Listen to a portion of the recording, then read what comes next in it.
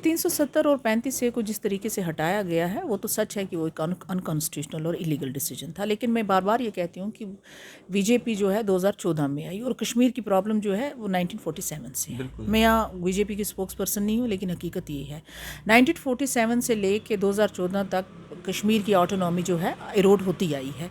और 370 जो था उस टाइम जो है जब तक इसको ख़त्म नहीं किया गया तब तक इसमें 92 एंट्रीज इंडियन कॉन्स्टिट्यूशन की ऑलरेडी लग चुकी थी। ये तो 5 अगस्त 2019 को ख़त्म हुआ, लेकिन उससे पहले ऑलरेडी 92 एंट्रीज इंडियन कॉन्स्टिट्यूशन की लग चुकी थी यहाँ पे।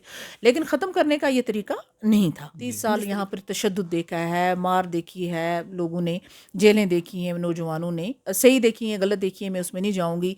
कई नौजवान जो हैं कब्रों में हैं, चाहे सिक्योरिटी फोर्सेस के हों या हमारे अपने बच्चे हों, अगर गलत रास्ते पे भी हैं तो उसके पीछे हिस्टोरिकल और पॉलिटिकल रीजंस रहे कि बच्चों ने बंदूक भी उठाई, लेकिन अल्टीमेटली हमारे अपने हैं। तो मुझे लगता है कि बड़ा दिल रखना चाहिए और ऐसे जो छोटे छोटे अगर कहीं पर की मैच हो गया, किसी ने कुछ दिखा दिया, मुझे नहीं लगता है कि इसमें इतना ज़्यादा, बल्कि ऐसे बच्चों को ओन करने की ज़रूरत है, उनको अंडरस्टैंड करने की ज़रूरत है। इलाके गुल का नामवर इलेक्ट्रॉनिक शोरूम अफनान गुलजार कम्युनिकेशन गुल रामबन, जहां पर आजकल सोलर इन्वर्टर, बैटरी और सोलर सिस्टम पर बम्पर ऑफर दस्तयाब है। तो अपने घरों और दफ्तरों में सोलर इन्वर्टर बैटरी लगाइए और अपने घरों को रोशन कीजिए। याद रखिए, अफनान गुलजार कम्युनिकेशन के शोरूम पर सोलर इन्वर्टर, सोलर बैटरी और दीगर आइटम्स आसान किस्तों पे दस्तयाब है। तो आज ही तशरीफ लाए अफनान गुलजार कम्युनिकेशन गुल रामबन, क्या डायल करे 9419955001। इलाके गुल का नामवर इलेक्ट्रॉनिक शोरूम अफनान गुलजार कम्युनिकेशन गुल रामबन, जहाँ पर आप देख रहे हैं न्यूज़ शेयर इंडिया और मैं हूं अरफाज अहमद डायंग। आज की खास मुलाकात में हमारे साथ मौजूद हैं district development councillor Baramulla Safina Baig ji. Ma'am, स्वागत है आपका न्यूज़ शेयर इंडिया में। शुक्रिया बहुत बहुत जी। सफ़ीना मैम, अगर बात करें हम जिस तरह से आप जम्मू में आए हैं और एलजी मनोज सिन्हा जी से आपकी मुलाकात हुई थी, किन मुद्दों को लेकर बातचीत हुई और क्या आश्वासन मिले? एक्चुअली हमारा जो इसमें एरिया डेवलपमेंट फंड एक नया कंसेप्ट इंट्रोड्यूस हुआ था, वो डिस्ट्रिक्ट कपेक्स के प्लान में था। तो उसमें हमारा कुछ टेक्निकल डिफ़िकल्टीज़ आ रही थी कि ये लैप्स ना हो जाए पैसा और किस तरीके से होना चाहिए। कुछ कंडीशंस रखी थी तो उनको मैंने रिक्वेस्ट किया इसमें थोड़ा रिलैक्सेशन होना चाहिए और एक्सटेंड होना चाहिए। दूसरे और भी आरडी डिपार्टमेंट्स के हवाले से इश्यूज़ थे और मेरे डिस्ट्रिक्ट के कुछ 3-4 इश्यूज़ थे, तो उसी पे बात हुई जी। फिर मैम, जिस तरह से जो दावे किए गए थे, जो डीडीसी जो मेंबरान थे उनको जो पावर्स दी जानी थी, काफ़ी सारे डीडीसी काउंसलर ये कहना है उनका कि उस तरह के दावे जो हैं वो हकीकत में जो है वो नहीं हुए। तो क्या आपको भी कभी ऐसा लगा कि वो चीज़ें नहीं हो पा रही हैं जितनी होनी चाहिए थी? देखिए, ये पंचायती राज सिस्टम के तहत ये इलेक्शंस कंडक्ट किए गए थे। 3 टियर सिस्टम है। ये तकरीबन पहली दफ़ा जम्मू और कश्मीर में जो हुआ है, ये इस किस्म का इन्फोर्स हुआ है। ये पहली दफ़ा ये इलेक्शंस भी कंडक्ट किए गए हैं। तो ये एक नई चीज़ है और जब नई चीज़ होती है तो इसको कहते हैं टीथिंग प्रॉब्लम्स। तो ये टीथिंग प्रॉब्लम्स हर नई चीज़ में होती हैं, but I am very optimistic with passage of time जो है यहाँ के जो कुछ ब्यूरोक्रेट्स जो हैं, क्योंकि एलजी साहब जो है उन्होंने बड़ी कोशिश की और बहुत कोशिश भी करते हैं कि ये सिस्टम जो है ये अच्छी तरह से फंक्शनल रहे और वो बड़ा एक रिलायबल ब्रिज रहे between administration and this DDC chairpersons or council. तो उनकी तो बड़ी मेहनत है इसमें, लेकिन कुछ ब्लैक शीप्स तो हैं हमारी ब्यूरोक्रेसी में जो नहीं चाहते हैं कि उनका पावर शेयर हो या समथिंग लाइक दैट। उनकी वजह से हम पूरे सिस्टम को नहीं कह सकते कि ये जो है फेल है। It will take time because अभी शुरुआत है और आहिस्ता आहिस्ता। और एक साथ साथ मैं आपको ये बताना चाहती हूँ कि यकीन करें आप, ये पहले जो छोटी छोटी चीज़ के लिए भी आपको एमएलए के पास जाना पड़ता था, आज आपका सरपंच वो कर लेगा। ड्रेन बनानी है, नाली बनानी है, तो कहाँ एमएलए के घर जाते रहो। हाँ, आज आपको ये वाकई है, दिस इज़ ग्राउंड लेवल, इसको कहेंगे गवर्नेंस, पीपल पार्टिसिपेटरी प्लान। तो इसमें बहुत अच्छा सिस्टम है। तो जो लोग नहीं चाहते हैं कि ये ठीक तरह से फंक्शनल हो, मैं उनसे भी अपील करती हूँ कि it's a very good system और आई थिंक इसमें जो है पूरा कोऑपरेट करना चाहिए उन ऑफिसर्स को। सफ़ीना मैम, क्या उस तरह की फंडिंग हो रही है कि जिससे हम लोगों के दिलों को खुश कर पाएँ, लोगों के काम जो है वो कर पाएँ और अपने जो कॉन्स्टिट्यूंसी उसकी जो है डेवलपमेंट कर पाएँ?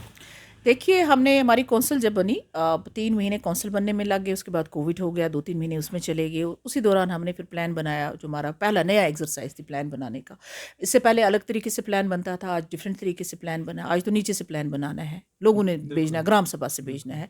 फिर भी कोशिश की हमने उस तरीके से बनाने की, और उसके बाद जम्मू में तो नहीं, लेकिन पर्टिकुलरली कश्मीर में फिर वर्किंग सीज़न कम होता है, और जिसकी वजह से हमारा जो है टाइम की वजह से हमारे प्रॉब्लम्स आ जाती हैं। उसी सिलसिले में एलजी साहब से मैंने रिक्वेस्ट किया था, और मैंने कहा था कि इसमें थोड़ा सा हमें रिलैक्सेशन दीजिए। जहाँ तक फ्लो ऑफ फंड्स है, उसमें कोई शक नहीं है। फ्लो ऑफ फंड्स जो है तमाम डिपार्टमेंट्स को जो है बहुत अच्छा मिला है। आरडीडी का दीजिए, पीडीडी का देखें। पीएचई में थोड़ा प्रॉब्लम आ रही है, क्योंकि उन्होंने जेजेएम में वो सारी स्कीमें रखी हैं। उसके बाद आप एजुकेशन थोड़ा सा पीछे है, लेकिन आप मेजॉरिटी ऑफ डिपार्टमेंट्स देखिए। अब ये डिपेंड करता है कि कौन किस तरह अपनी अथॉरिटी को एग्जीक्यूट करे और काम करवाए, उस पर भी बहुत डिपेंड करता है। फिर मैम, अगर हम बात करें, आप एक पॉलिटिकल लीडर भी हैं, और कश्मीर की अगर हम बात करें, जिस तरह के हालात जो बने हुए हैं और जो दावे किए गए थे 5 अगस्त के बाद, वो दावे कहीं ना कहीं जो खोखले नज़र आ रहे हैं, क्योंकि हालात उतने बेहतर नहीं हो पाए हैं जितने दावे किए जा रहे हैं। कश्मीर जो है, मैं आपको बताऊं, जम्मू कश्मीर स्पेशली कश्मीर की जो लोकेशन है, जो हमारे दाएं बाएं नेबर्स भी हैं, वो हमेशा जहन में रख के कश्मीर के हवाले से बातचीत करनी चाहिए। कश्मीर के पिछले 30 साल से हालात जो हैं, आपने देखा होगा, कभी फेक इनकाउंटर्स भी हुए, अपराइजिंग्स भी हुई, बड़े प्रोटेस्ट भी हुए, बहुत सारी किलिंग्स भी होगी, बड़े नौजवान शहीद भी हो गए, सिक्योरिटी फोर्सेस के हमारे बहुत सारे शहीद भी हो गए। तो ये ऐसा नहीं है कि किसी के पास जादू की छड़ी है जो ये कहेंगे कि 5 अगस्त के डिसीजन के बाद 370-35 से हमने ख़त्म किया तो मिलिटेंसी भी ख़त्म हो जाएगी, पीसफुल हो जाएगा कश्मीर में माहौल। तो वो तो बड़ी बेवकूफ़ सी बात है, मुझे नहीं लगता ऐसा कुछ है। तो मैम, जिस तरह से जो अभी पिछले दिनों जो मैच को लेके, पाकिस्तान और इंडिया के मैच को लेके जो वहाँ पे नारे लगे हैं, कुछ इस तरह की जो वारदातें हो रही हैं, और जिस तरह से जो एफआईआर्स लगाई जा रही हैं स्टूडेंट्स को, मतलब जिस तरह से अभी अंदर किया जा रहा है, तो क्या वो सही हो रहा है? जिस तरह से हालात को सुधारने की तरफ एक कोशिश की जा रही है, दूसरी तरफ से इस तरह के कदम जो उठाए जा मुझे रहे हैं। लगता है कि प्रेजेंट गवर्नमेंट जो है, गवर्नमेंट ऑफ इंडिया, मुझे लगता है कि उनको जम्मू कश्मीर के लोगों का दिल जीतने की ज़रूरत है, उनको ओन करने की ज़रूरत है। उनको सबसे पहले जम्मू कश्मीर के नौजवानों की साइकी को अंडरस्टैंड करने की ज़रूरत है। और जिस वक्त इंसान, फॉर एग्जांपल हमारे ऑनरेबल प्राइम मिनिस्टर इस वक्त जो हैं, वो प्राइम मिनिस्टर सारे देश के हैं, बीजेपी के नहीं हैं। उनको ये पता होना चाहिए कि जम्मू कश्मीर बड़े बुरे हालात से गुजरा है।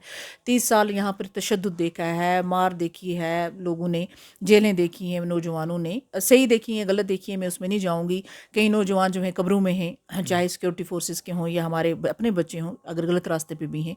तो उसके पीछे हिस्टोरिकल और पॉलिटिकल रीजंस रहे कि बच्चों ने बंदूक भी उठाई, लेकिन अल्टीमेटली हमारे अपने हैं। तो मुझे लगता है कि बड़ा दिल रखना चाहिए।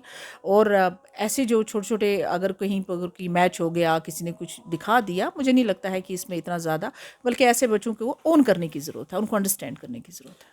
फिर मैम, अभी जो डिलिमिटेशन जो प्रपोजल आया है, जिस तरह से 6 सीटें जम्मू को दी गई हैं और 1 सीट जो है वो कश्मीर के लिए दी गई है, तो क्या उससे आप खुश हैं? देखिए, जो इनिशियल प्रपोजल है, इस हिसाब से तो जाहिर सी बात है कि इसको तो तमाम लोगों ने जो है क्रिटिसिज्म किया इसके बारे में। और हकीकत है, ये जस्टिस पे तो मबनी है नहीं। आप 6 कहीं दे रहे हैं और 1 कहीं दे रहे हैं, और अगर सेंसस, पॉपुलेशन सेंसस पे है, तो ये बिल्कुल गलत है। जी। तो क्या ऑब्जेक्शंस जिस तरह से फाइल कर रहे हैं, हर पार्टी अपने तरीके से जो ऑब्जेक्शन फाइल कर रही है, तो क्या आपको लगता है कि इसमें कोई बदलाव देखने को मिलेगा? अब मुझे तो I am hopeful, but I don't know क्या होगा, उन्होंने किस तरीके से फर्दर इसको बनाया होगा। खाली पॉपुलेशन पे बनाया है और पैरामीटर्स ऐड किए हैं, क्या किया है? बिकॉज सारी रिपोर्ट तो है नहीं ना अभी सामने। जी, तो बदलाव होना चाहिए।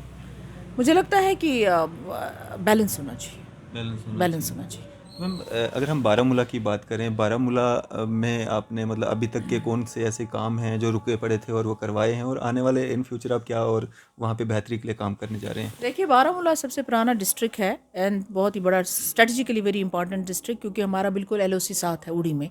तो जो सबसे पहले मैंने मीटिंग की वो थी, मैंने नेशनल हाईवे जो हमारा था फ्रॉम नारबल टू उड़ी तक, उसके हवाले से मैंने मीटिंग ली थी।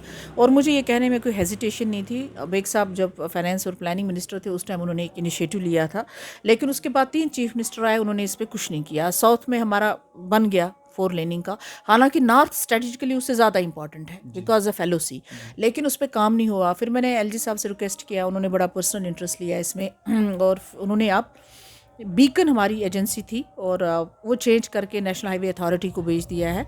और नो, आई एम होपफुल कि हमारे जो ये हाईवे है मुझे किसी ने अभी रिसेंटली बताया कि गडकरी साहब के है ऑफिस में अब हमारा पहुंच गया है और डीपीआरस वगैरह जो हैं फाइनलाइज हो रहे हैं और इसमें जो है बहुत ही जल्दी से काम हो जाएगा। ये मेरा प्रायोरिटी था। इससे फिर मेडिकल कॉलेज का एक्सपेंशन के हवाले से हमने बात की थी, इसी तरह हमने इंटीग्रेटेड आयुष के हवाले से, इसी तरह हमने रिसर्च सेंटर गुलमर्ग के लिए बात की थी। गुलमर्ग में दूसरा हाईवे के हम बात कर रहे हैं और वुलर के हवाले से हमने बात की, जो वुलर हमारा वहाँ पे है उसको किस तरीके से हेल्थ रिजॉर्ट के लिए कन्वर्ट किया जाए और उस तरीके की फैसिलिटीज़ वहाँ प्रोवाइड की जाए। ऐसे बड़े प्रोजेक्ट हमने गवर्नमेंट को भेजे एंड आई एम होपफुल कि ज़रूर इस पर कुछ ना कुछ होगा।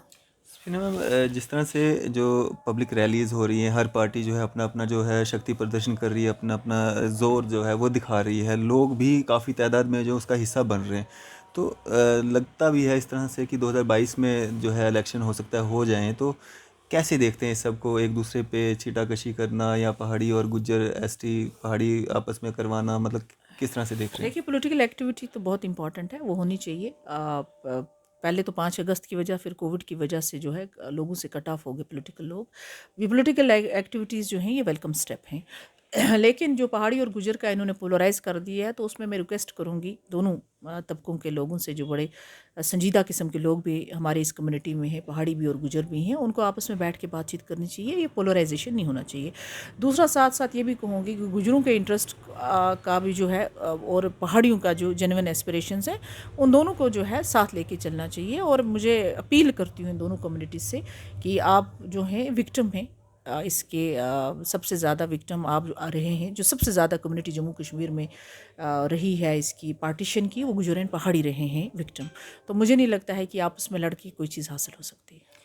फिर मैम एक तरफ से जो ये आवाज़ उठ रही है, जो एसटी की मांग हो रही है, पहाड़ी रिजर्वेशन जिनको मिली भी है पहले 4% की, वो सिर्फ जो है पीर पंचाल एरिया से ही आ रही हैं। चनाब वैली से इस तरह की ना आवाज़ें आती हैं, ना कोई अपोजिशन होती है। ये ऐसा क्यों? ना ही उनको मिलता है, ना 4% पहाड़ी लोगों को रिजर्वेशन भी मिला, तो एसटी की मांग भी वहाँ से अभी तक किसी ने उठाई नहीं है। नहीं, एक्चुअली पीर पंजाल में है ना, ये दोनों कम्युनिटीज़ हैं, इसलिए पीर पंजाल से ही ज़्यादा मांग आएगी। चनाब वैली में भी हैं? है नहीं, बट पीर पंजाल तो सबसे डोमिनेट करता है ना, चनाब वैली में उतना नहीं है। जी जी। नहीं। मैम आने वाले समय में जिस तरह से आपने डीडीसी इलेक्शन लड़े, जीते, अब असेंबली इलेक्शंस अगर आते हैं तो आप उसमें भी पार्टिसिपेट करेंगे? अभी तो सोचा नहीं है इस बारे में, लेकिन देखेंगे क्या होता है, कैसे हालात रहेंगे। जी। तो क्या एक मैसेज रहेगा आपका आम जनता के लिए? जम्मू कश्मीर की जनता के लिए ये है कि हमें बड़ा अपनी जो भी डिमांड्स जो हैं, मुझे पता है कि बड़े जो हैं एक डिफ़िकल्ट पीरियड से गुज़र रहे हैं। कहीं ना कहीं जम्मू कश्मीर के लोगों को ये लगता है कि, और हकीकत भी है, जो 370-35A के साथ साथ जो यूटी बना दिया है, इससे जम्मू कश्मीर को लगता है, यहाँ के लोगों को लगता है कि हम पॉलिटिकली डिसएम्पावर किए गए हैं। मुझे लगता है हमें बिल्कुल रीज़नेबल तरीके से अपनी जो मांग है, स्पेशली जो सिविल सोसाइटी है, उनको मैं यहाँ कहूँगी कि आपको भी आगे आना चाहिए और गवर्नमेंट ऑफ इंडिया के साथ ये बातचीत जो है इसको बढ़ाना चाहिए। मैम जिस तरह से 370 किया जा रहा है, 35 से किया जा रहा है, क्या आप इसके हक में हैं कि वो चीज़ें वापस आएँ? देखिए, 370 और 35A को जिस तरीके से हटाया गया है, वो तो सच है कि वो एक अनकॉन्स्टिट्यूशनल और इलीगल डिसीजन था। लेकिन मैं बार बार ये कहती हूँ कि बीजेपी जो है 2014 में आई और कश्मीर की प्रॉब्लम जो है वो 1947 से है। मैं यहाँ बीजेपी की स्पोक्स पर्सन नहीं हूँ, लेकिन हकीकत ये है 1947 से ले कर 2014 तक कश्मीर की ऑटोनॉमी जो है इरोड होती आई है। और 370 जो था उस टाइम जो है, जब तक इसको ख़त्म नहीं किया गया, तब तक इसमें 92 एंट्रीज इंडियन कॉन्स्टिट्यूशन की ऑलरेडी लग चुकी थी। ये तो 5 अगस्त 2019 को ख़त्म हुआ, लेकिन उससे पहले ऑलरेडी 92 एंट्रीज इंडियन कॉन्स्टिट्यूशन की लग चुकी थी यहाँ पे। लेकिन ख़त्म करने का ये तरीका नहीं था, जिस तरीके से किया गया वो एक अनकॉन्स्टिट्यूशनल तरीके से किया गया है। तो 370 अब जम्मू कश्मीर की पॉलिटिक्स जो है वो 370 और 35 के इर्द गिर्द ही घूमेगी। जो आगे आने वाला इलेक्शन होगा, सही है, गलत है, क्या है क्या नहीं, डेफिनेटली मैं as a politician, as a citizen of this place में ये बार बार कहती हूँ कि हमारा स्ट्रेटजिक इंपॉर्टेंस है, एथनिक इंपॉर्टेंस है। We are ethnic, Dogras are ethnic, Gujjars, Paharis, Kashmiri speaking are ethnics. और वो एक रीज़न रहा है कि यहाँ पर जो है हमें एक स्पेशल स्टेटस मिला था, नॉट इस वजह से कि हम मुस्लिम मेजॉरिटी स्टेट हैं, जो बार बार कहा जाता है बिकॉज मुस्लिम मेजॉरिटी स्टेट ने 2 नेशन थ्योरी रिजेक्ट किया, आपके साथ हाथ मिलाया, इसलिए आपने आपको 370 दिया। तो डोगरा भी कह सकते थे हम कश्मीर के साथ नहीं रह सकते हैं, but Dogras are ethnic group, they are different from other Hindus rest of India. तो उनके कल्चर, उनकी लैंग्वेज, उनको प्रिजर्व करना है, जिस तरह नॉर्थ ईस्ट स्टेट्स में आपने प्रिजर्व किया है उन 371 में। इसी तरह से आप डिस्क्रिमिनेट नहीं कर सकते जम्मू कश्मीर के नौजवान के साथ या जम्मू कश्मीर के लोगों के साथ। सो गवर्नमेंट ऑफ इंडिया को जम्मू कश्मीर के हवाले से अपनी पॉलिसी पे रीथिंक करना पड़ेगा। जी। तो मैम इलेक्शन से पहले स्टेट जो है वो वापसी हो या इलेक्शंस के बाद हो? देखिए ज़ाहिर सी बात है, सब लोग यही डिमांड करते हैं कि पहले होना चाहिए, और साथ साथ ये भी पॉलिटिशियंस डिमांड करते हैं कि कुछ गवर्नमेंट ऑफ इंडिया की तरफ से फर्दर और इंश्योरेंस भी होनी चाहिए। जी। चलिए शुक्रिया मैम हमारे से बातचीत करने के लिए, अपना कीमती समय देने के लिए। Thank you so much. तो ये थी हमारे साथ district development councillor Baramulla Safina Baig ji, जिन्होंने काफ़ी सारे सवालात के जवाब दिए। मैं इसी तरह की अपडेट्स के लिए आप देखते रहे न्यूज़ शेयर इंडिया। मैं अरफाज मडैंग, कैमरामैन शाहनवाज के साथ।